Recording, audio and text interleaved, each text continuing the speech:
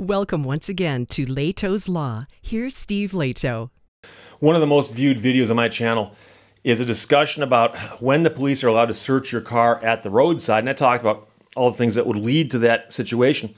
And quite a few people, probably hundreds, if not thousands of people have chimed in over the months that went up and have said, yeah, but see, that all goes out the window as soon as the cop goes, yeah, but I smell marijuana. I smell marijuana. And because there's no way to prove whether or not he smelled marijuana, a police officer, he or she, could simply say, I smell marijuana, and then use that as a pretext to search the car. Well, Joe sent me a story out of Richmond, NBC12.com published it. Bill to end police stops for marijuana smell passes the Virginia Senate. Andrew Ringel wrote the story, and this is exactly what we're talking about, and this would be a huge step in the right direction because this is the kind of thing that everyone knows that the cops do, and everyone knows that it's quite often just made up. I know people who don't smoke at all, and they say, yeah, I smell marijuana. So, if they said that to me, I'd be like, yeah, okay. The state Senate approved a bill Friday that would prohibit search and seizures based solely on the odor of marijuana. Activists say it's a small step towards ending adverse enforcement against marginalized communities, but it's actually just a small step towards ending adverse enforcement against people at the side of the road of all communities.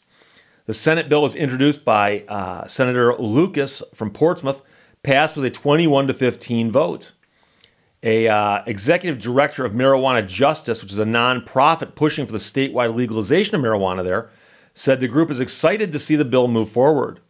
The spokesperson there said there is still a long way to go before demands for full marijuana legalization are met. But right now, she wants legislators to focus on ending the enforcement of remaining marijuana-related penalties. Marijuana decriminalization legislation approved by the General Assembly earlier this year went into effect in July. Possession of up to an ounce of marijuana results in a $25 civil penalty, reduced from a $500 criminal fine and 30 days in jail for having up to a half an ounce. The spokesperson said true reform goes further, and they could, for instance, clear the records of people who were arrested for these things, releasing people from jail for marijuana offenses and getting rid of the fines. But Virginia Association of Chiefs of Police Executive Director Dana Schrad said the organization opposes the bill because they like the idea that they can pull up to a car and say, can we search your car? No. I smell marijuana. Get out. They like that. It's a get out of jail free card, except it's imaginary and they can use it anytime they want. Enacting this type of legislation allows and promotes smoking of marijuana while operating a motor vehicle, which is a fundamental disregard for maintaining a safe driving environment for motorists. Interesting, because that's exactly what it doesn't do. Other amendments in the bill reduce certain traffic violations from primary to secondary offenses, which the spokesperson for the police also said could make it difficult for officers to issue citations on the road and creates risks for other drivers. The bill and another in the House reduce other traffic penalties from primary to secondary offenses, such as driving with tinted windows or without a light illuminating the vehicle's license plate. The executive director of ACLU Virginia said police have gotten comfortable with using the smell of marijuana as a pretext to stop and frisk. I can remember my favorite story about this. I can tell you what court it was. It's the court in Rochester, Michigan. And I was there on something else, and I was just simply watching all the cases that preceded mine on a typical motion day, and the judge is hearing all kinds of cases. And a defense attorney brought a motion to dismiss, and his motion was premised on the fact that the police officer had no reason to search the car. And so the police officer took the stand at this hearing and said that he approached the car and could smell marijuana, and admitted that the windows of the car were rolled up and it was cold out. And he actually claimed he could smell marijuana from the car with the windows rolled up and it being cold out, and he could still smell the marijuana. And then when he searched the car, he found something else, but never found any marijuana. No marijuana, zero. He found something unrelated to marijuana. But he used the I smell marijuana as an excuse to search the car. And I remember the judge, and I didn't even like this judge, but I remember the judge going, wait, you're trying to tell me you can smell marijuana through a closed window? And I mean, the courtroom was laughing at the cop. And the police officers used this line so many times. He's like, yeah, I can. How far away can you smell marijuana through a closed window? The director of ACLU Virginia says occasionally they'll find evidence doing that of some other criminal activity, but many times they don't. As a consequence, it provides an excuse for essentially over-policing people who have done nothing wrong. The bill needs approval from the House of Delegates and a signature from the governor before it can become law, which would then take effect 4 months after the special session adjourns. Now, the House bill similarly aims to end police searches based solely on the odor of marijuana. That bill was introduced by a Delegate Hope from Arlington and reported Wednesday from the House Courts of Justice Committee by a vote of 13-7. So it got out of committee. It's going to go up for a full vote, I guess. So Fairfax Commonwealth's attorney, Steve Descano, said during Wednesday's meeting, he says, reforming our criminal justice system means bringing back legitimacy to it. And he says that by the police over-enforcing laws and overstepping their bounds, it actually makes people trust the police less, which is actually quite true. And all you got to do is read through some of the comments in my videos or anybody's videos who talk about the police. And you see a lot of people have a knee-jerk response now. They just dislike the police. And there's been a lot of stuff happening in the news with the police. And the police have a PR problem. And it doesn't help that a police officer can walk up to your car with the window rolled up and go, I smell marijuana. There's no marijuana anywhere. They just say that. They know they can say it and get away with it. So it's a good step in the right direction for Virginia. That is, if the bill gets passed. And it makes you wonder if they won't then make up other stuff. Because a police officer could say, I smell alcohol. I smell alcohol on your breath. And again, there's no way to quantify that or measure that or prove it. And of course, if you blew a breathalyzer and it came back 0.0, 0.0. If it came back that low, obviously it didn't smell alcohol. And there's never any ramifications. So think about this from a cost-benefit analysis. You're a police officer walking up to a car, and you want to search the car, and you ask, can I search your car? They say, no, I'd rather you didn't. Why? Are you trying to hide something?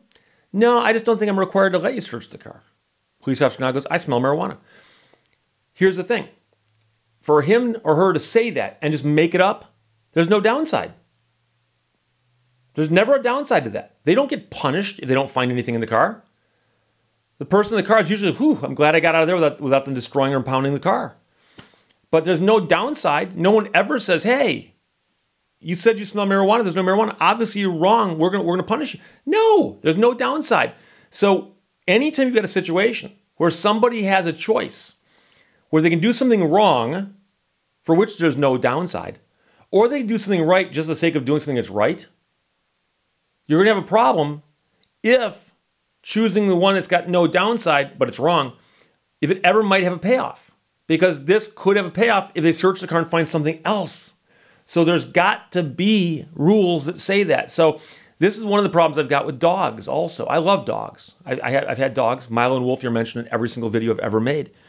And I like dogs, but I don't like dogs that have been turned into tools of the police in that they search cars and they supposedly trigger an alert to all kinds of stuff that sometimes isn't there. And I understand that dogs can find things. But I also understand that some dogs have been trained to alert to things that aren't there. There have been stories of people who've trained dogs to fake things. There was a story not too long ago. In fact, I should do a video about this, about a woman whose dog was a magician when it came to finding cadavers. And whenever they called her to the scene of a crime, she was finding stuff that other dogs had missed. And they discovered she was planting stuff because she wanted to make her dog look good. I mean, crazy stuff. But you can't put the dog on the stand. You can't cross-examine the dog. And you can cross-examine the dog handler. But the dog handler says, yeah, my dog alerted. My dog alerted. What does that mean, your dog alerted? Can we watch the video and see where your dog alerted? Could we show your video to a panel of experts without you pointing out where the dog alerted? And will they spot where the dog alerts?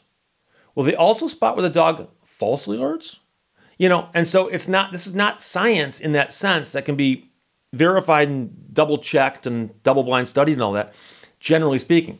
So the idea that they conducted a search, ran a dog around the car, dog alerted to something, they didn't find that because the dog didn't say what they alerted to, but they found something else. They said, well, we at least, it's a plain view doctrine here or something because we had the right to be in the car and we saw it.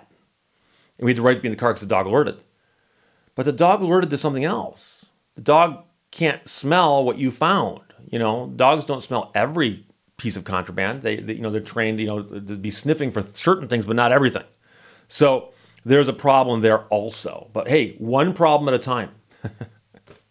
There's 50 states in America, and one of them just started the process of trying to pass a law to outlaw searches based solely upon the smell of marijuana.